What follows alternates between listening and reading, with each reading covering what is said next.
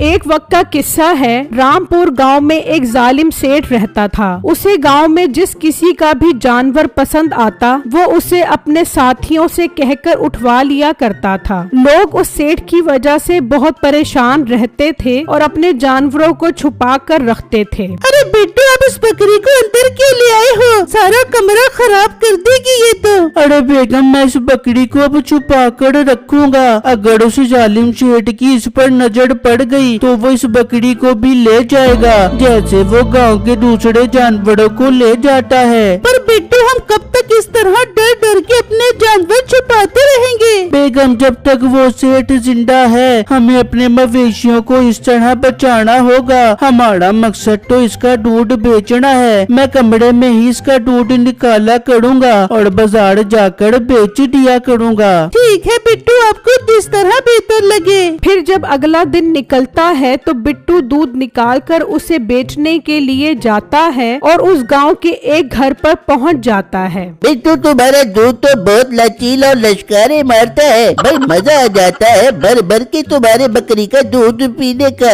जी uncle, मेरी बकरी है ही इतनी जबरदस्त, तभी तो सब इसका दूध इतना पसंद करते हैं। बिट्टू, तुम अपनी बकरी का सारा दूध मुझे बेचा करो और किसी को दूध बेचने की जरूरत नहीं है। सेठ का मुलाजिम खड़ा ये बातें सुन रहा होता है। अरे यार, ये मोटा बकरी का दूध बेच रहा है तो इसका मतलब इसके पास बकरी है। मैं भी जाकर सेठ को बताता हूँ, पहले इसका घर देख कर आता हूँ। बिट्टू दूध बेचकर वहाँ से चला जाता है तो मीठा भी उसके पीछे पीछे जाता है और वो उसका घर देख लेता है। अच्छा, तो ये है मोटे का घर, मगर मुझे बकरी तो कहीं नजर नहीं आ रही। बिट्टू घर के अंदर चला जाता है। ये क्या बिट्टू, आप इतनी जल्दी सारा दूध बेच भी आए हो? अरे बेगम, अब मुझे ज्यादा मेहनत करने की जरूरत नहीं पड़ेगी। गांव के काजी साहब को हमारी बकरी का दूध बहुत पसंद आया है। आज के बाद वो सारा दूध ही हमसे खरीदेंगे।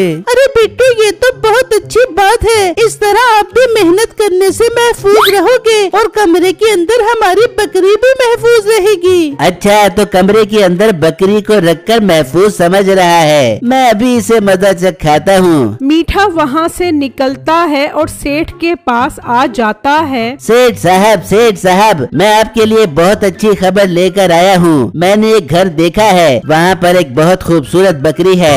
ये तो क्या कह रहा है? आखिर ये बकरी मेरी नजरों से ओझल कैसे रही? सेठ साहब, क्योंकि वो लड़का हमारे डर से बकरी को कमरे में रखता है। वाह मीठे, बहुत अच्छा काम किया है तूने। चलो चलकर वो बकरी लेकर आते हैं। वो सब वहाँ से निकलते हैं और बिट्टू के घर पहुँच जाते हैं और उसके कमरे में घुस जाते हैं। अच्छा, तो लड़के तू बहुत सियाना बन रहा है। तू बकरी को कमरे में छुपा कर क्या समझ रहा है कि तेरी बकरी मुझसे बच जाएगी? ये तेरी गलत फहमी है। नहीं सेठ साहब, ऐसा मत करें। मेरे पास सिर्फ यही बकरी है जिसका मैं दूध निकाल कर अपना गुजारा करता हूँ। अगर आप ये बकरी ले जाओगे तो मेरा गुजारा कैसे होगा? तू चुप कर, बड़ा आया गुजारा करने वाला। सेठ साहब, मैंने आपको इस बकरी का बताया है, आपने इसका दूध मुझे देना है। हाँ, ठीक है, चलो इस बकरी को लेकर चलो। बिट्टू के लाख मना करने के बावजूद वो उसकी बकरी को अपने साथ ले जाते हैं। बिट्टू और उसकी बीवी बहुत उदास हो जाते हैं। सेठ उस बकरी को दूसरे जानवरों के साथ बांध देता है जो उसने दूसरे गांव से उठाए हुए होते हैं। अपने पास बहुत सारे जानवर हो गए हैं, अब इन्हें मंडी भी बेचने का इंतजाम करो।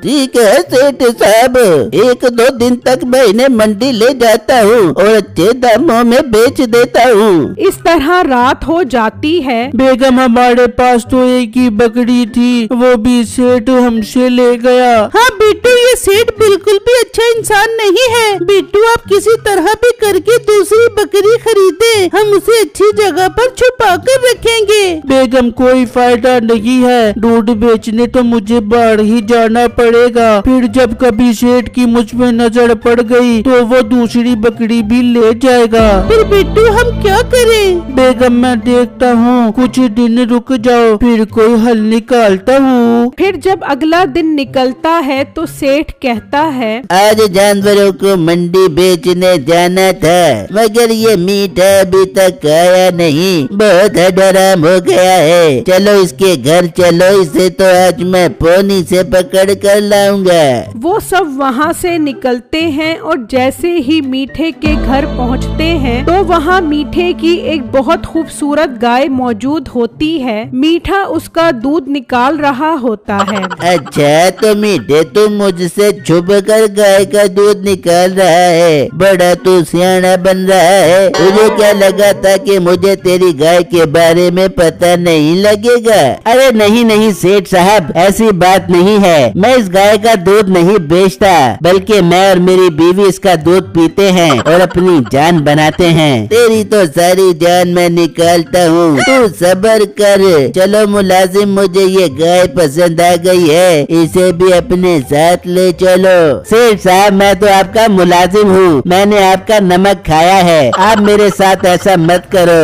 कौन अपना कौन पराया, मेरे लिए कोई जरूरी नहीं है। मुझे जो भी जानवर पसंद आता है वो मेरा हो जाता है। मैं ये गाय लेकर जा रहा हूँ, जल्दी से काम पर पहुँच।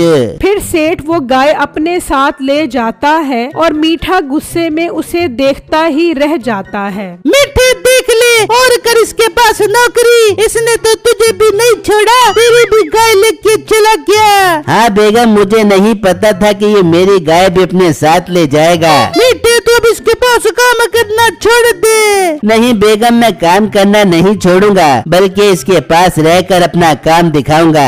ये कहकर मीठा वहाँ से चला जाता है और बिट्टू के पास पहुँच जाता है और उससे अपने किए की माफी मांगता है। अब माफी मांगने का क्या फायदा, मेरी बकरी तो अब कभी वापस नहीं आ सकती। बिट्टू अगर तुम मेरा साथ दो तो हम उसे बेवकूफ बनाकर अपना सारा नुकसान पूरा कर सकते हैं। वो कैसे, मुझे तो ये मुमकिन नहीं लग रहा। बिल्कुल मुमकिन है, उसने अब तक सारे जानवर बेचने के लिए लोड करवा दिए होंगे। जानवरों को शहर बेचने से पहले पहले हमें राजदारी से ये काम करना होगा। तुम बस एक अच्छी मुर्गी का इंतजाम करो और एक नकली सोने का अंडा उसके साथ रख दो, बाकी काम मेरा है। ठीक है भाई, मैं ऐसा ही करूँगा। ये कहकर मीठा वहाँ से चला जाता है और सेठ के पास पहुँच जाता है और उस टाइम वो सारे जानवरों को लोड करवा चुका होता है। मालिक मालिक, मैं अभी आ रहा था तो मैंने देखा उस लड़के के पास एक बहुत नायाब किस्म की मुर्गी थी, तो मीठे तू ले आता उससे मुर्गी। आज सारे जानवर शहर भेज रहे हैं, उसे भी लगे हाथों भेज देते।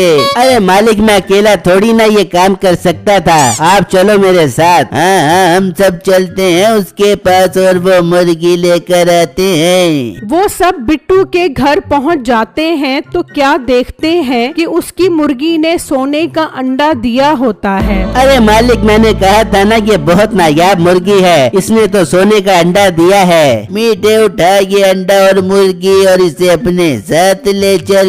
अरे मालिक, काम करो तो पूरा करो, हमारे पास तो सारी जिंदगी सोने के अंडे आते रहेंगे। हम इससे ये मुर्गी खरीदते हैं ताकि कल को पुलिस भी हमारे पास आए तो हम कह सके कि हमने ये मुर्गी खरीदी है। वाह मीठे, बात तो तू बिल्कुल ठीक कर रहा है। एक काम कर, सारे जानवर जो मंडी जा रहे हैं वो इसे दे दे और ये मुर्गी इससे ले ले। नहीं भाई, मैं ये नायाब मुर्गी नहीं बेच सकता।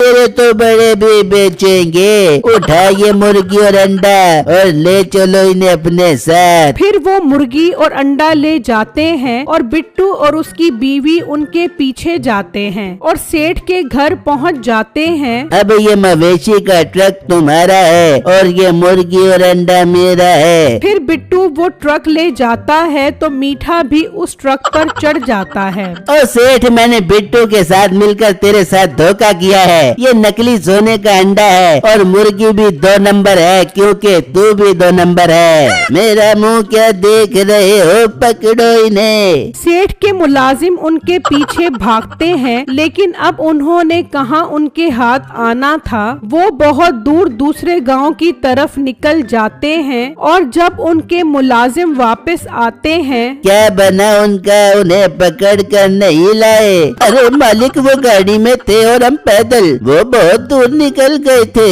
हम तो लुट गए, हमें तो वो धोखा देकर चले गए। कहीं ऐसा तो नहीं कि वो झूठ बोल रहे हो और ये मुर्गी वाकई सोने का अंडा देती हो? तभी वो मुर्गी सफेद अंडा दे देती है। अरे मालिक, वो झूठ नहीं बल्कि सच बोल रहे थे। ये तो वाकई सफेद अंडा देती है। ये मुर्गी तो 2 नंबर है, क्योंकि मालिक आप भी 2 नंबर हैं। रुको, तुम्हें मैं भी बताता हूँ। इस तरह सेठ को अच्छी सजा मिलती है और उससे उसका सब कुछ चला जाता है।